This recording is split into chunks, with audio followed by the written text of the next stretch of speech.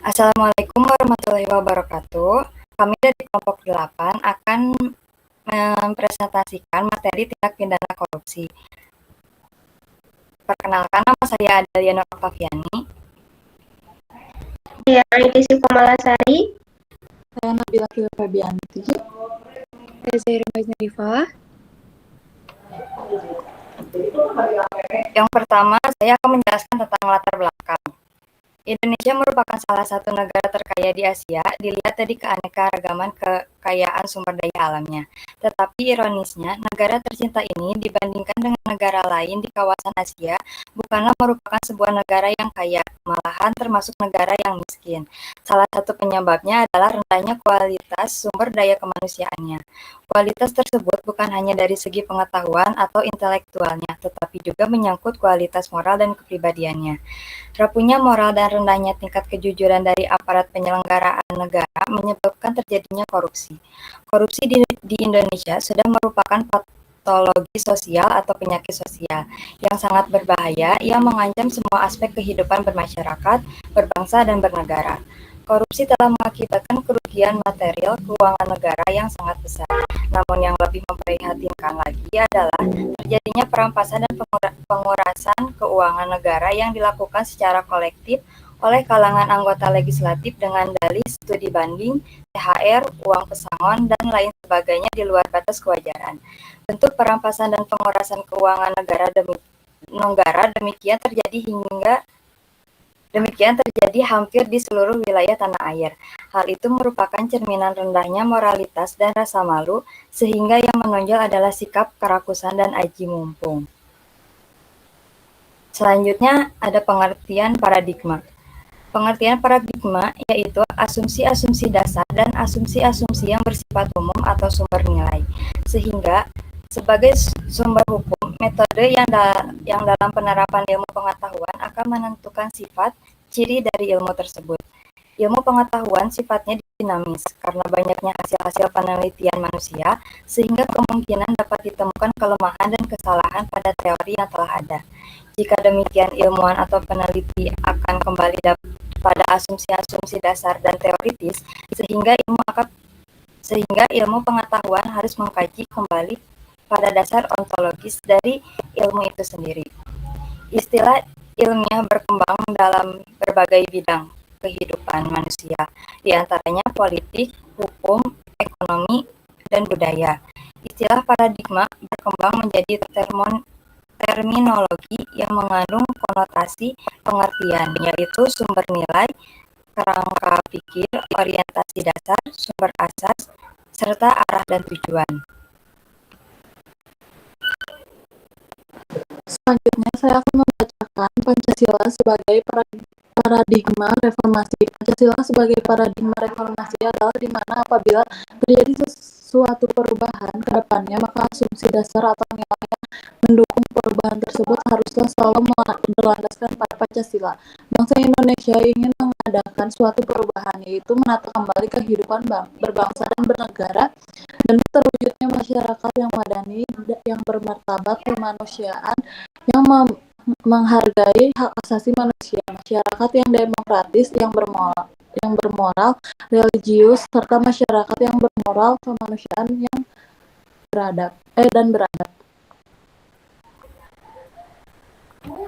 Selanjutnya ada aktualisasi Pancasila. Aktualisasi Pancasila bisa dilakukan secara objektif dan subjektif.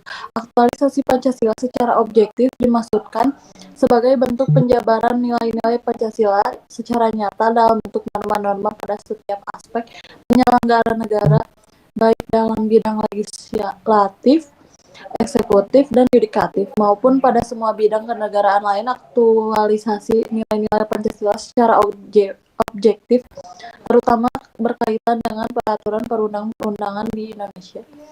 Aktualisasi nilai-nilai Pancasila secara subjektif dimaksudkan sebagai upaya merealisasikan penjabaran nilai-nilai Pancasila dalam bentuk norma-norma ke dalam diri setiap pribadi, perseorangan, setiap warga negara, setiap individu, setiap penduduk, setiap penguasa, dan setiap orang Indonesia. Aktualisasi nilai-nilai Pancasila secara subjektif dapat tercapai bila nilai-nilai Pancasila tetap melekat dalam hati sanubari bangsa Indonesia.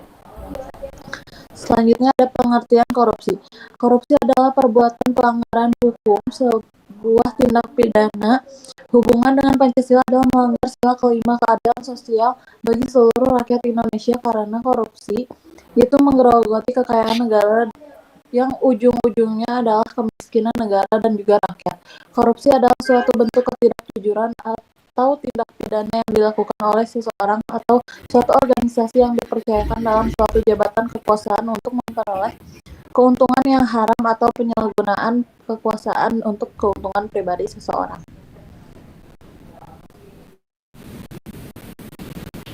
Baik, selanjutnya saya akan menjelaskan mengenai materi implementasi. Untuk menghadapi korupsi, maka manusia Indonesia harus kembali memperkuat dan menginternalisasikan nilai Pancasila dalam kepribadian dan sikap kesehariannya.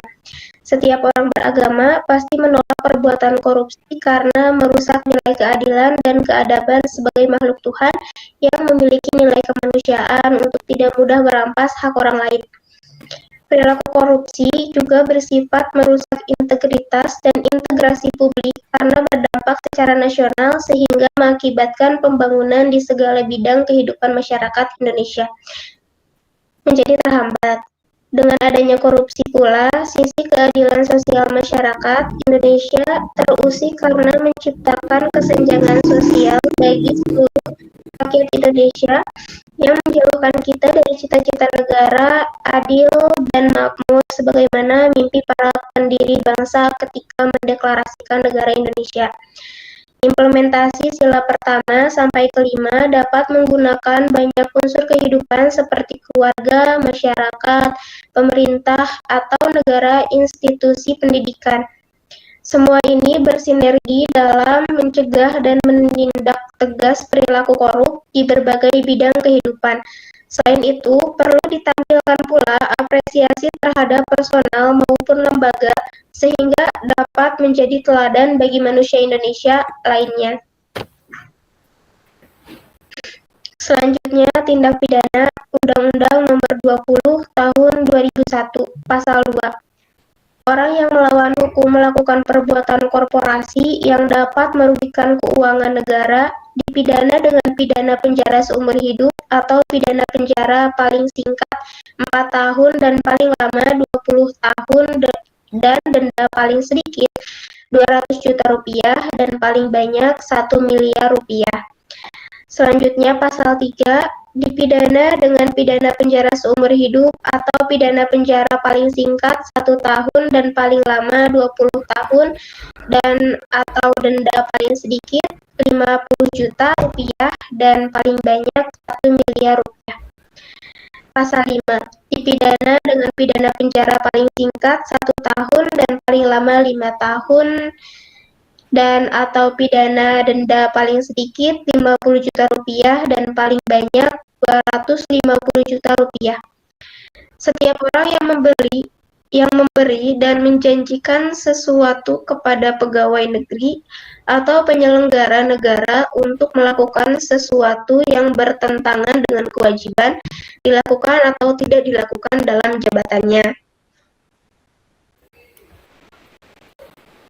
Selanjutnya ada pasal 6, dipidana dengan pidana penjara paling singkat 3 tahun dan paling lama 15 tahun, pidana denda paling sedikit 150 juta rupiah dan paling banyak 750 juta rupiah. Setiap orang yang memberi sesuatu kepada hakim atau advokat dengan tujuan yang tidak baik. Pasal 8, penjara paling singkat 3 tahun dan paling lama 15 tahun dan pidana denda paling sedikit 150 juta rupiah dan paling banyak 750 juta rupiah. Pegawai negeri atau orang selain pegawai negeri yang ditugaskan menjalankan suatu jabatan umum secara terus-menerus untuk menggelapkan uang. Pasal 9, pidana pemalsuan pencatatan dan pembukuan administrasi dikenakan penjara paling singkat 1 tahun dan paling lama 5 tahun dan pidana denda paling sedikit 50 juta rupiah dan paling banyak 250 juta rupiah. Baik, selanjutnya ada tindakan pidana KUHP.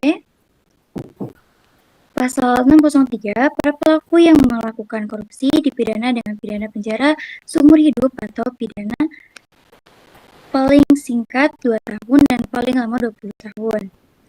Pasal 604, pelaku yang menyalahgunakan kewenangan, kesempatan atau sarana yang ada padanya karena jabatan atau kedudukan yang merugikan keuangan negara atau perekonomian negara dipidana dengan pidana penjara seumur hidup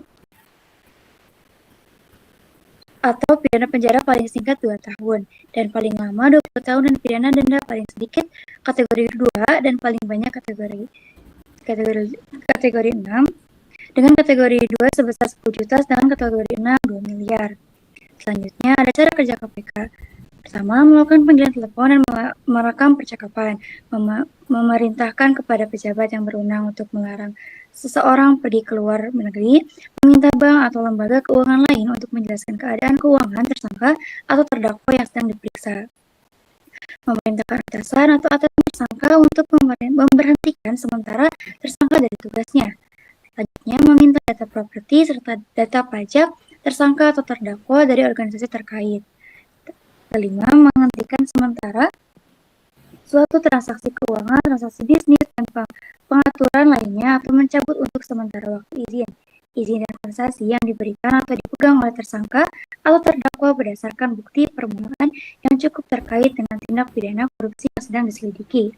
Mencari bantuan Interpol Indonesia atau lembaga penegak hukum negara lainnya untuk mencari, menangkap, dan menyita barang bukti di luar negeri. Dan terakhir, meminta bantuan kepada kepolisian atau pejabat lain yang berwenang untuk melakukan penangkapan, penahanan, penggeledahan, dan penyitaan dalam perkara tindak pidana korupsi yang ditangani. Ya, mungkin cukup sekian dari kami. Mohon maaf jika ada salah-salah kata. Terima kasih atas perhatiannya. Wassalamualaikum warahmatullahi wabarakatuh.